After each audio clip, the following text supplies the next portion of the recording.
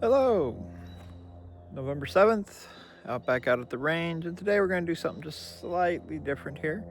I've been mentioning archery a lot in my last few videos. We're actually going to do kind of a long-term review of my bow that I use.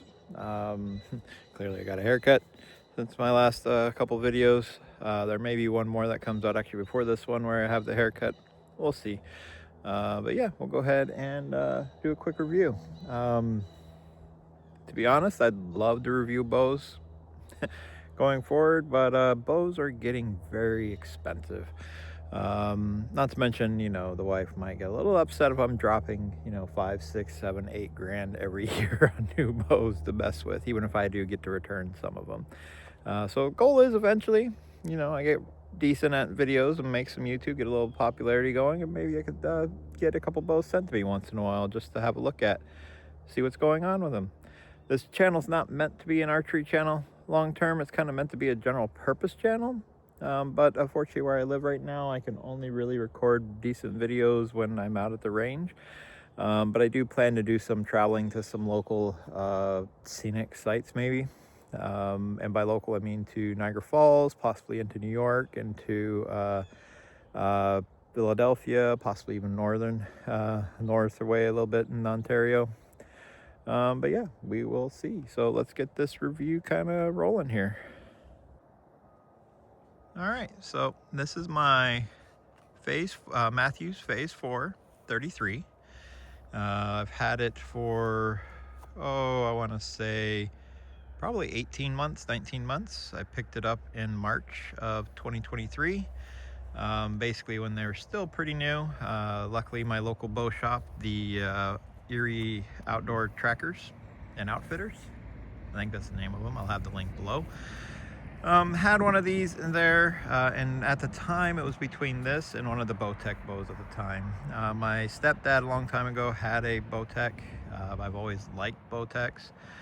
I still want a Bowtech at some point, but we'll have to see. Maybe my next one after this will be Bowtech. But yeah, we'll see how it goes with that. So yeah, this is my Phase 4 33. Currently set up with 30.5-inch mods, 70 pounds. I believe it's 85% let off. Yep, I've actually loved this bow immensely. I've got probably a good 4,000 hours through it right now. Or sorry, hours, 4,000 arrows through it. But let's just do a quick thought on a couple of things on it right now. First things first with the strings, these are the gas bowstrings. The original bowstrings that came on it, I did use for the first probably 9-10 months I had the bow. But after a few days, or I'm sorry, after a few, probably 2,000 arrows or so, the strings had stretched quite a bit, to the point where I actually was down to, I think I was drawing 66, 67 pounds instead of the 70-ish it should have been. So earlier this year, back in January, February, I ordered new strings and put those on. Now I have not checked these strings to see if they're still roughly the same weight. So I will have to do so here shortly, but I've had no real issues with these strings. One of the things that did happen, because I did try to do all of this myself, I bought myself a bow press, is I actually, right here, one of these, oh good lord, I can't even remember the name of it, but the little rod that kind of goes through this to hold the cam assembly together, I actually stripped the screw trying to get it out when I was doing that, so I had to order new rods of those. So luckily, again, my local bow shop was able to do that for me. They got it literally within 2 days, even out in Ontario. That was awesome. Able to get it, put them in, get the strings all switched out, and everything works great. Yeah, as you can see, we got a little bit of scuff going on here. I've had it for a while. It's gone to a couple of total archery challenges, one in Seven Springs, Pennsylvania, and this year I actually went to San Antonio. Flew down for that one, first time flying with a bow, which is an interesting thing to do because, well, now you're having to pick up luggage and all that. Plus, when you're coming back into Canada with a bow, it is classed as a weapon. So I actually had to go through all the extra security and customs when I landed back in Toronto to be able to bring it in. Luckily, no issues came up and it was fine. So next thing here on the list, we have the UltraView slider sight. Most of the people would say that it's massively overpriced for what it is. I actually would agree, and I own one. That being said, it is a very, very nice sight. Very solid, comes together pretty good. The mechanism here to move the sight up and down, to slide it, is awesome. Any little bit of tuning you need to do for any of the like first, second, third axis is easy. All that works great. And probably my favorite part about it is you can take it out. It comes with its own case. And you can basically keep it separate, especially if you're doing any traveling like on a plane or anything. You probably would rather keep the sights separate from the bow, just so nothing happens as it's getting kind of thrown around or jostled in this case. The case is getting thrown around or jostled, right? So there's that. I might have a more in-depth review on the UltraView slider, my thoughts on it coming up, because I've yet to really been able to do much with it. I've had the sight for about, I want to say, 4 months now. The sight I had on this earlier was one of the black gold sights, and part of it cracked. So I went ahead and just got a new one, and at the time I could go ahead and get a UltraView slider. Here for the rest, it's the Hamskea Epsilon rest. Nothing fancy, pretty solid. Obviously it's tied into the limb here, which I tend to think I prefer a little bit better than being tied into the strings, especially if I'm having to change strings sometimes. All I have to do every once in a great while is just double check that it's still pretty tight. And looks like I might actually need to tighten it up just a little bit coming up. But I've had no issues whatsoever with that rest. It's solid, it performs well. Haven't had a single problem with it.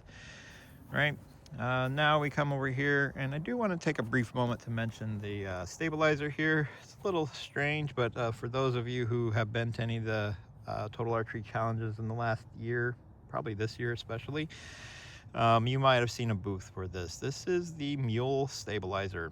In this particular case, if I remember right, it is 12 inches long. I don't remember the weight, so I will weigh it and throw it on the kind of in the video here somewhere, and just kind of give you some information. But it's made by a company, I believe the name of the company is Aim for Pass-Through.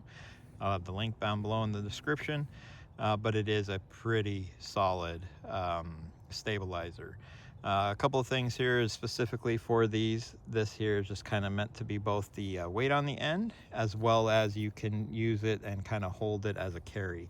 So when you're carrying it, you can rest it against your arm, and you won't have to hold all your weight on hold the bow solid with your hands. Makes it just that little bit easier to carry when you're packing it in somewhere and going long distance. So I will probably have a brief video on that stabilizer coming up showing how it works.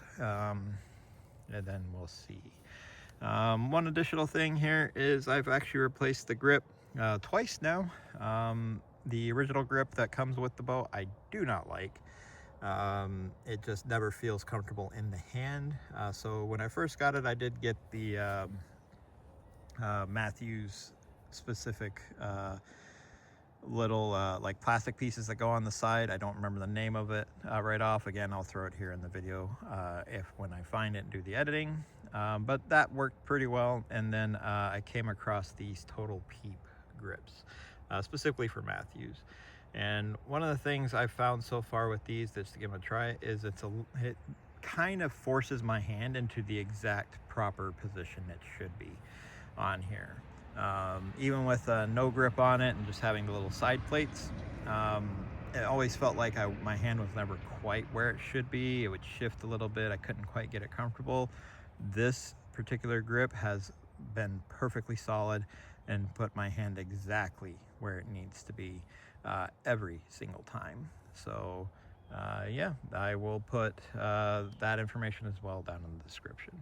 Now, the Arista sling here is made by a company, I believe the name of them is called Jack Slings. Again, if you've ever been in Ultra Archery Challenge, you've probably seen a few of them. There, I do have the full sling combo with it. I just have determined I don't actually like having full-on slings on my bow, so I never use it, but I do like having the wrist straps. So that wrist strap is always on my bow.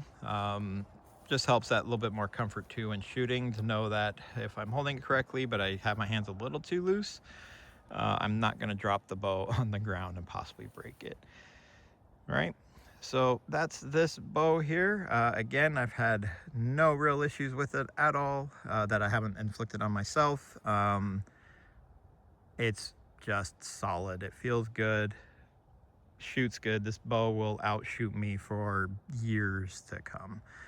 Yeah. So that's my quick review of the Phase 4 33. Hopefully gave everybody a little bit of good information. If there isn't, if you want some additional questions or anything like that, feel free to ask in the comments below. I mean, I don't know how many people actually watch these videos. Apparently I do have at least a couple of subscribers, which is surprising. But yeah, feel free to ask any questions, and we'll see you in the next video.